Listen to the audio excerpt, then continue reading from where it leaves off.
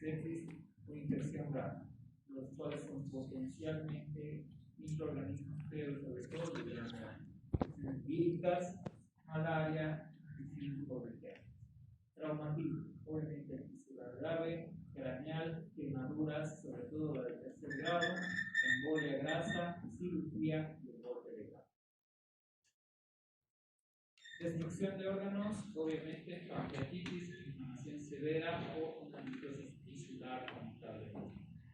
Que dentro de lo que es malignidad, tumores sólidos, cáncer de páncreas, estómago, colorectal, adenocarcinoma secretor de nacina, neoplasias malignas hematológicas como la leucemia crónico-cíclica aguda o lo que se denomina calamidades obstétricas o complicaciones obstétricas. Esto lo van a ver más seguido ustedes sí con el orden de ginecología o con los de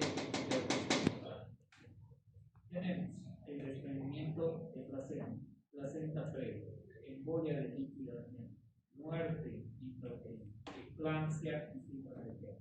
Lo que más van a ver ustedes, sobre todo, y lo que más tienen riesgo son los pacientes que preeclampsia o eclampsia por el síndrome de Kelly. Tenemos anomalías vasculares como aneurisma aórtico, hemangiomas gigantes, vasculitis, enfermedades del hígado como la cirrosis, necrosis hepática aguda, reacción tóxica o inmunológica, donde hay enfermedades del miocardio huésped, tenemos reacción al trasplante, mordeduras por serpientes y reacciones transfusionales graves.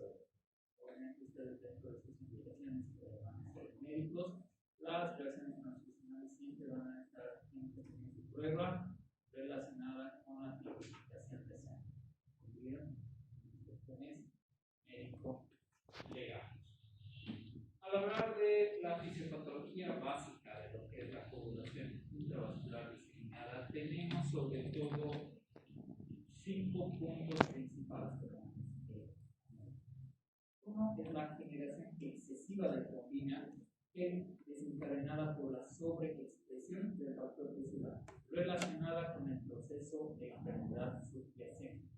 ¿Qué les había mencionado? La coagulación intravascular diseminada. Sí, siempre va a ser de tipo generalmente ad infinitum. Entonces, hay algo que lo va a activar.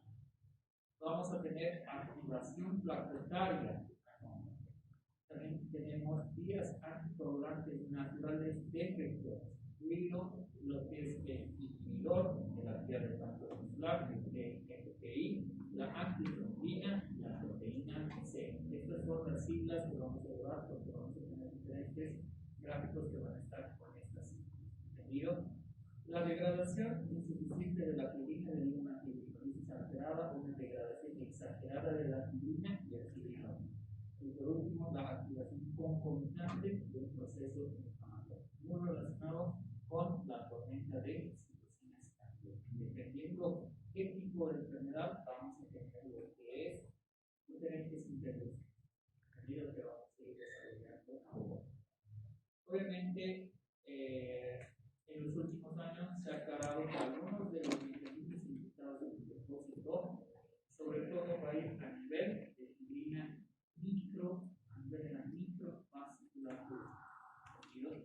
Ese es uno de los hallazgos más importantes que vamos a ver.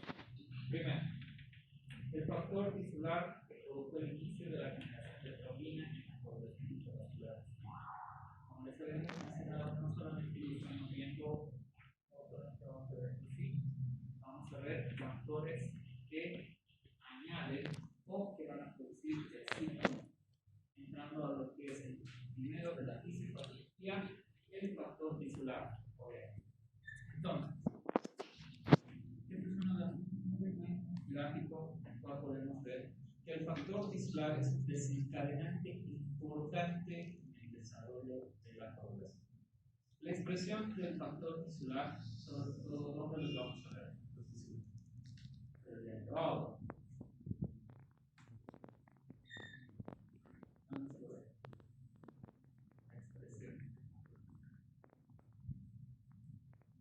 Tisular representa un caso de monocitos, células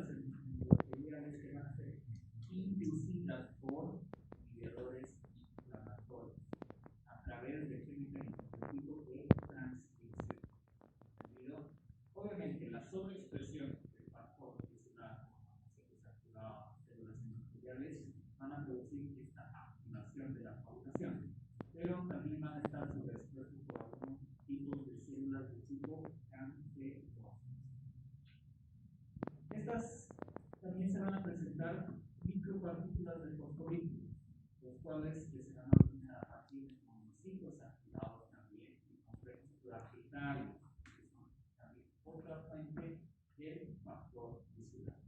También se han detectado portadores en el plasma, por ejemplo, en relación con infecciones, por ejemplo, la sepsis meningocócica. También se ha relacionado que el iniciado factor visual. Entonces, ¿qué nos quiere decir esto? La mayor exposición de superficies de estos fosfolípidos cargados negativamente se facilita aún más el ensamblaje de lo que es la proproteinasa, es decir, que vamos a tener una mayor generación. En este cuadro, como pueden ver, tenemos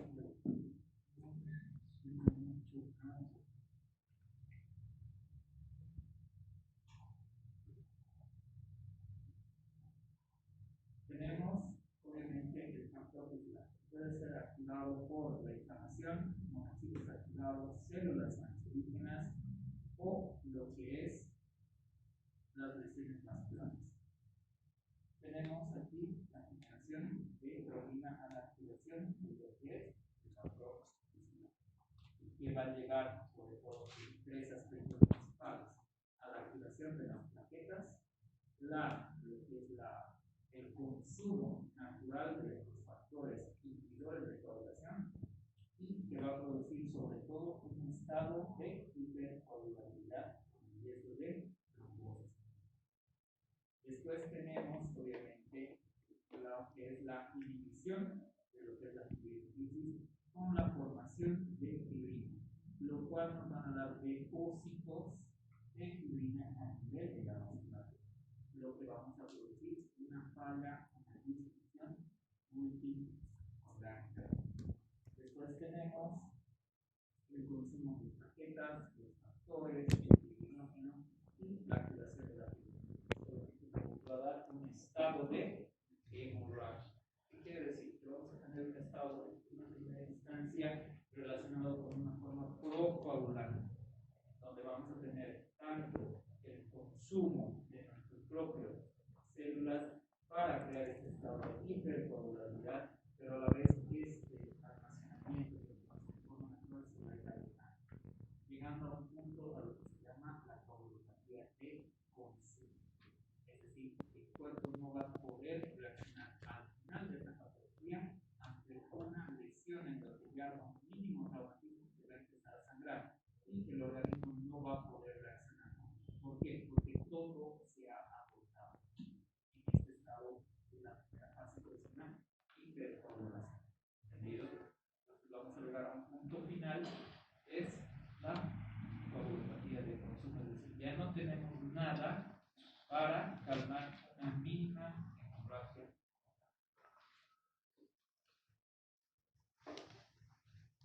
Alteraciones a nivel de las plaquetas. Obviamente vamos a tener el consumo de las plaquetas que implica una activación plaquetaria como tal.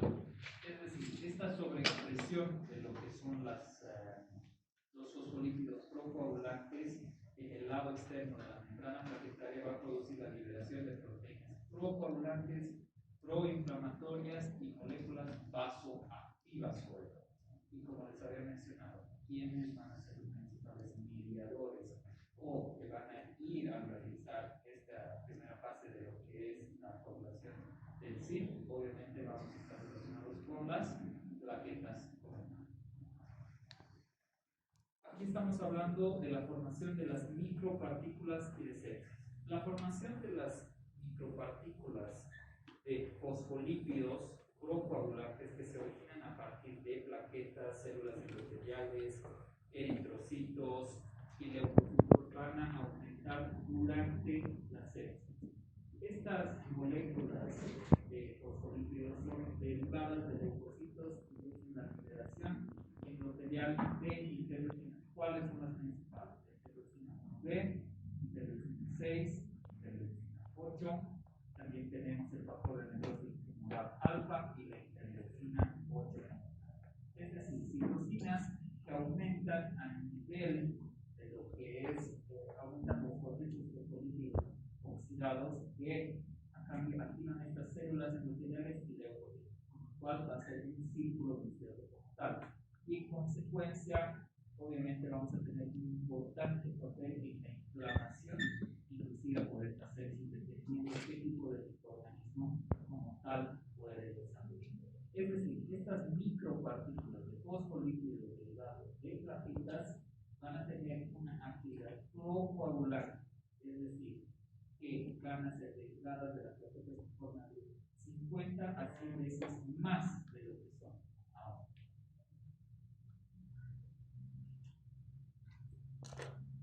Tenemos dentro de los últimos artículos, no solamente estamos hablando de plaquetas, estamos hablando de micropartículas de fosfolípido, estamos hablando de factores clave. También estamos hablando de lo que es el papel de las alcalinas y en inflamación, sepsis y sífilis. Obviamente, estas son unas proteínas activadas por calcio que desempeñan un papel central, sobre todo a nivel de la liberación de las células y las plaquetas.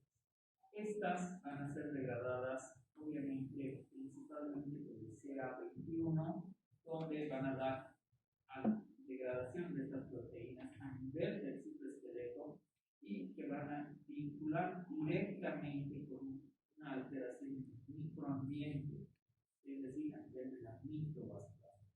Es decir, además que estas calpaínas van a degradar el inhibidor del factor nuclear como capa beta y capa beta 1, y por lo tanto inducen sobre todo a que esto aumente la expresión de genes como la interleucina 6, interleucina 1, factor de necrosis tumoral alfa, y obviamente estos mediadores van a estar correlacionados con mayor formación derivados de este estado procoagulante a nivel de las plaquetas. Es decir, esta alteración de la calcalina y de la calcitatina, que van a ser un inhibidor fisiológico específico, puede producir una reducción selectiva de la inflamación y de la coagulación intravascular asignada, además de fenómenos asociados. Entonces, al tener una alteración de esto, su principal función, que es un inhibidor de inflamación y de la coagulación intravascular asignada, va a producir un estado procoagulante. Las vías anticoagulantes naturales en sí. Obviamente, dentro del organismo, al tener ya la primera fase desencadenado el proceso de sí, obviamente tenemos dos vías principales. El inhibidor del factor tissular. En condiciones normales, la coagulación sanguínea está regulada, obviamente negativamente, por los inhibidores del PPI, de la antitrombina y la vía dinámica del anticoagulante de la proteína C.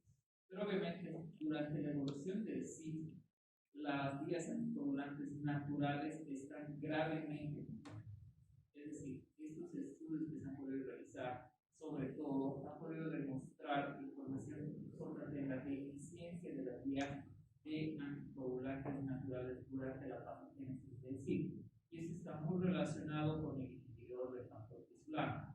Es decir, es un inhibidor de la serina proteasa que va a tener una función principal en la inhibición de la iniciación principal de la generación de la trombina, es decir, obviamente por el macronismo. Entonces, al tener una alteración del mismo, vamos a tener un factor mayor de coagulación común. Después tenemos alteraciones a nivel de la antitrombina, pero se ha podido identificar que tres principales problemas que ocurren cuando hay una alteración de la antitrombina.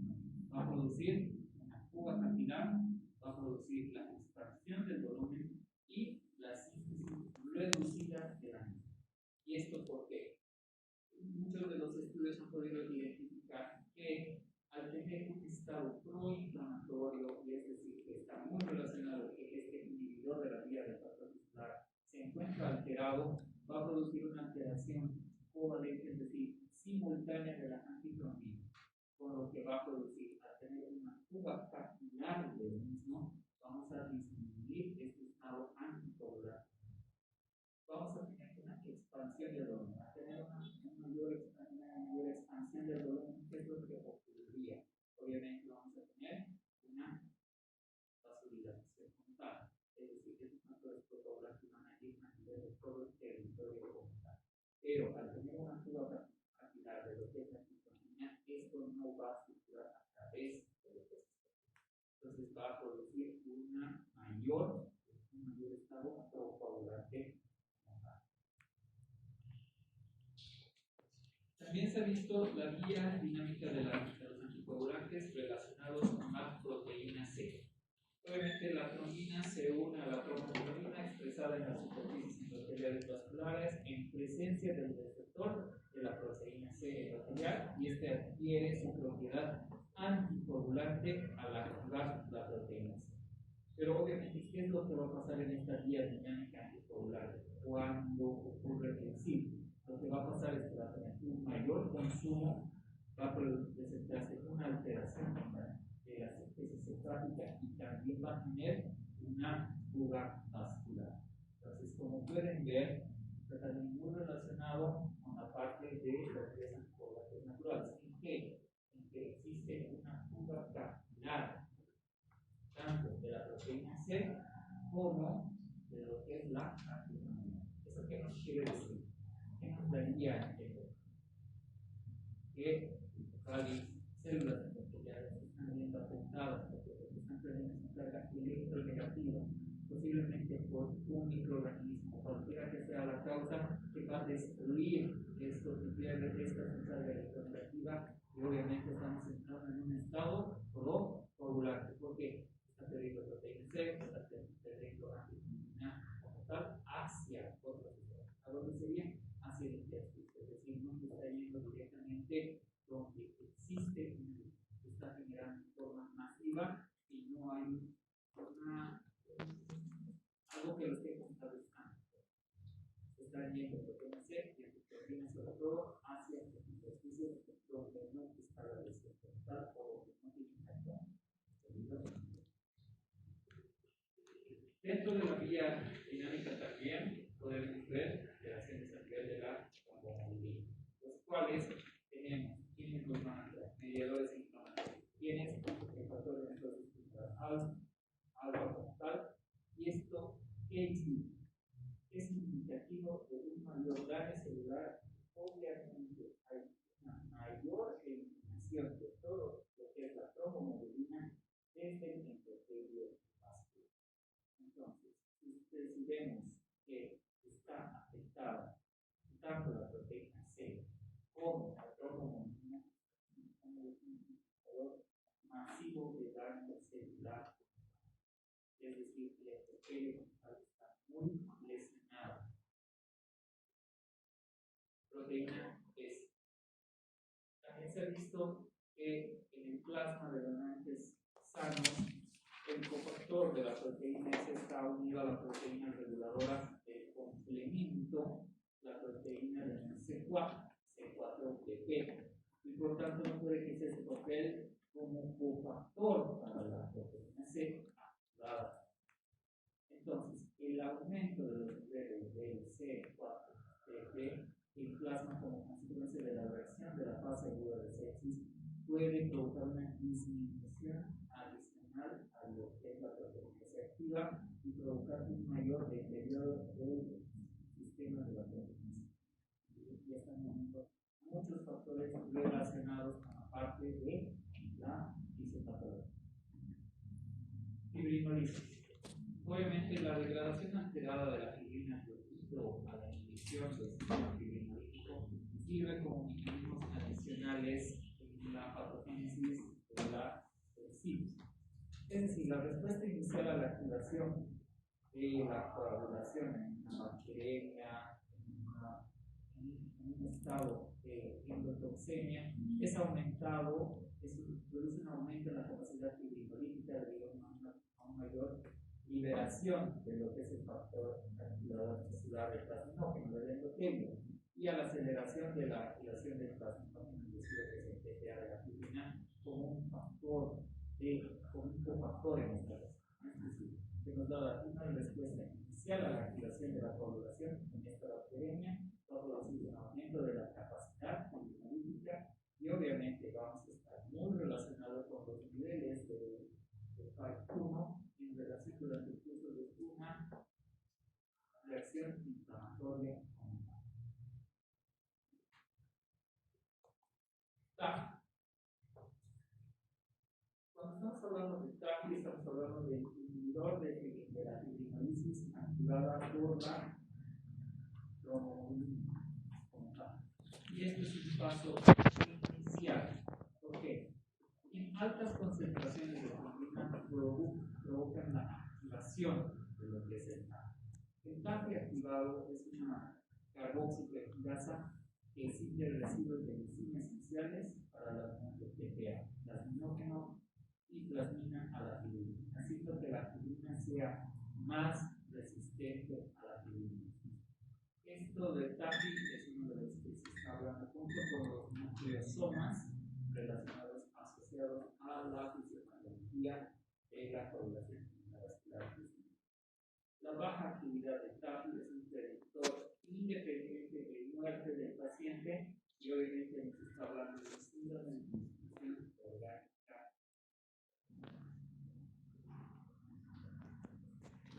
Los nucleosomas.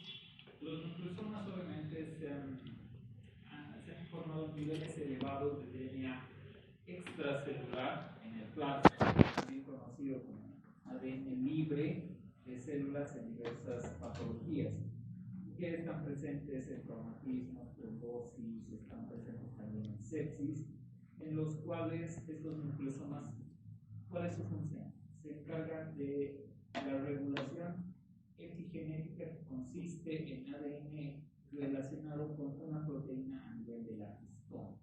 Entonces, como acá menciona, participan en la regulación del mismo y obviamente pueden activar las plaquetas e inducir el daño a las células endoteliales y mejoran la generación de trombina y obviamente van a inhibir la activación de lo que es la parte de la proteína C anticoagulante. Entonces, estos nucleosomas pueden liberarse en el entorno extracelular a partir de necrosis, apoptosis, entonces forman como pequeñas trampas a nivel extracelular donde los neutrófilos van a dar una forma única en el cual van a dar un proceso en el que va a tener una respuesta inflamatoria, un estímulo inflamatorio asociado a esto para que genere un estado procoagulante. El diagnóstico de SIC. Antes de entrar en esto, obviamente ya hemos visto 9 características fisiopatológicas relacionadas con SIC. Antes solamente estábamos hablando, obviamente, de plaquetas y del factor muscular que es encadenado.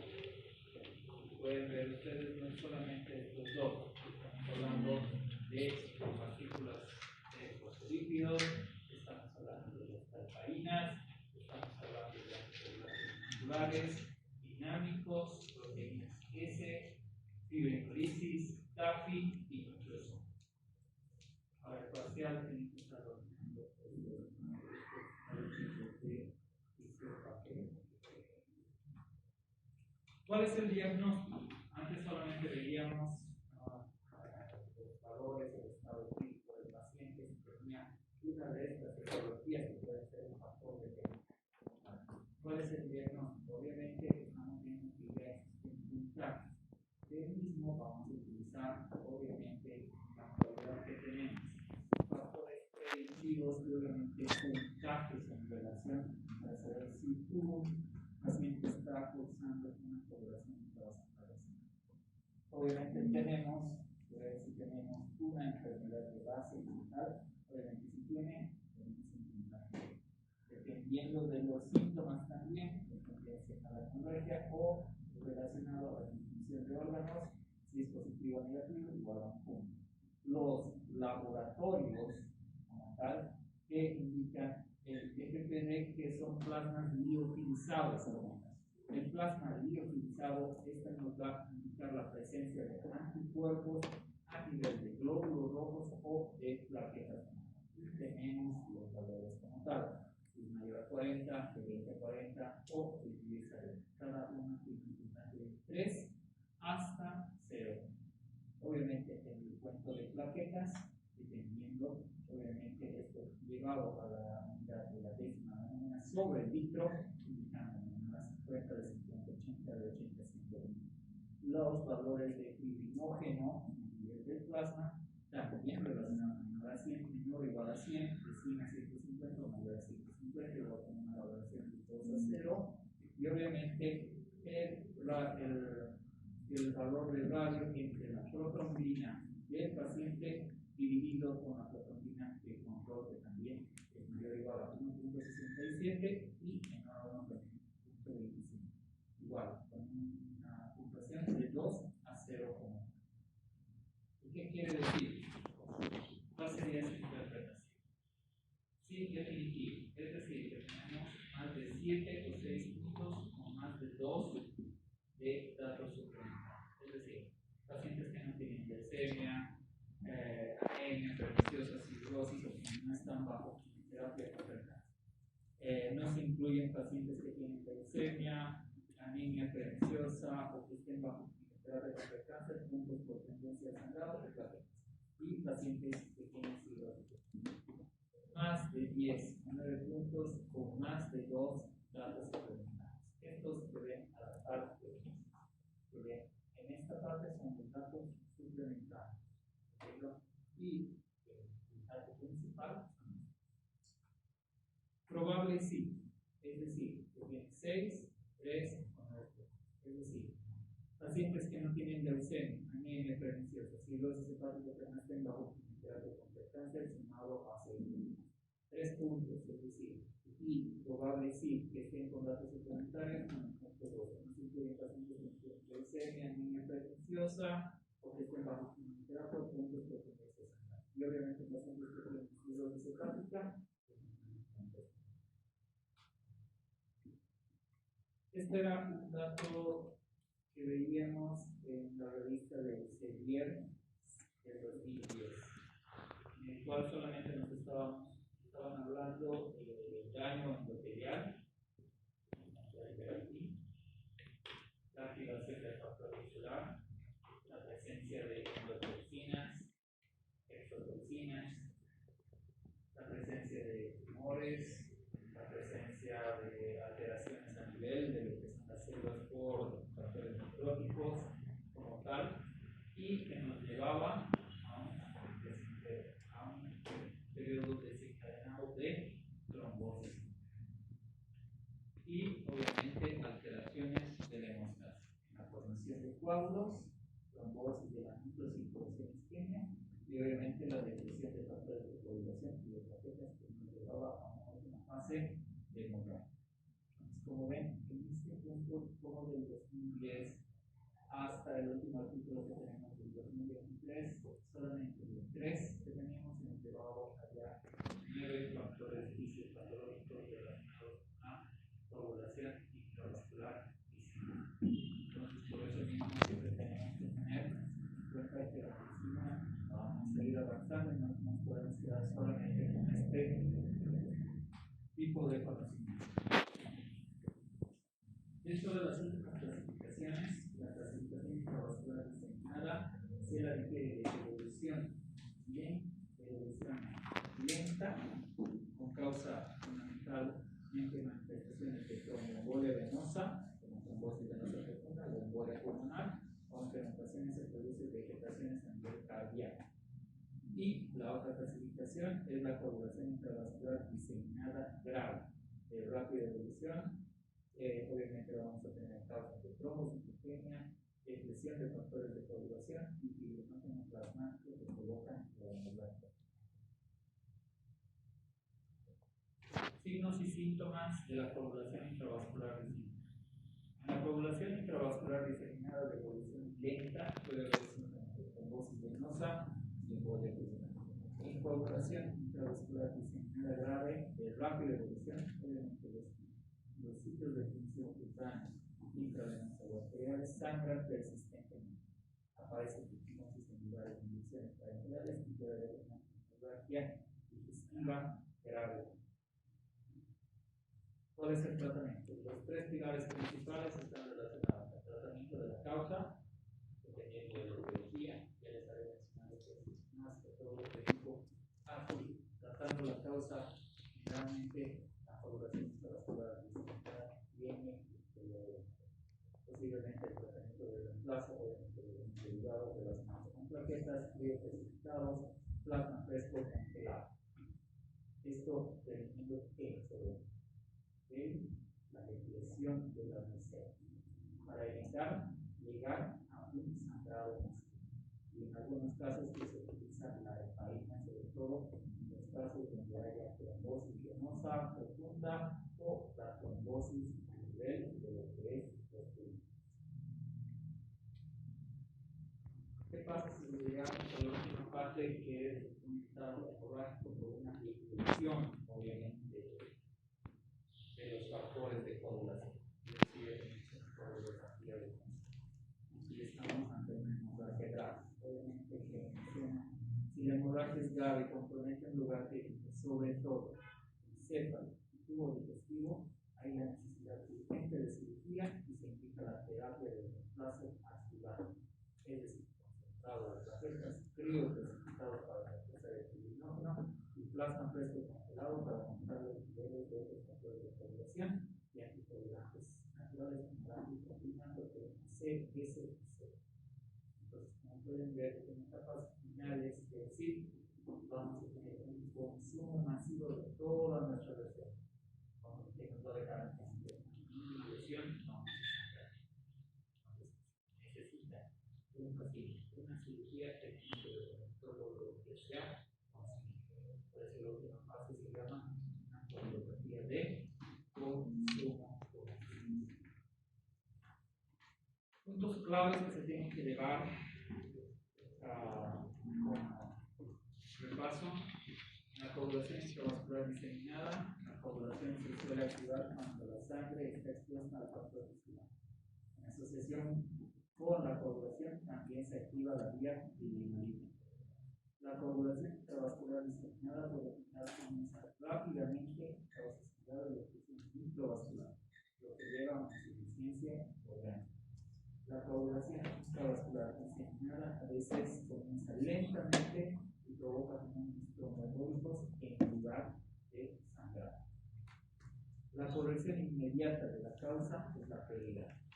La hemorragia grave también puede requerir terapia de plaquetas, crioprecipitados y plasma fresco congelado. La heparina es útil en coagulación intravascular diseminada de lenta evolución, pero rara vez en la coagulación intravascular diseminada de rápida evolución, obviamente con excepción del feto muerto determinado. Y esta es la bibliografía que se se basar en relación a las reparaciones.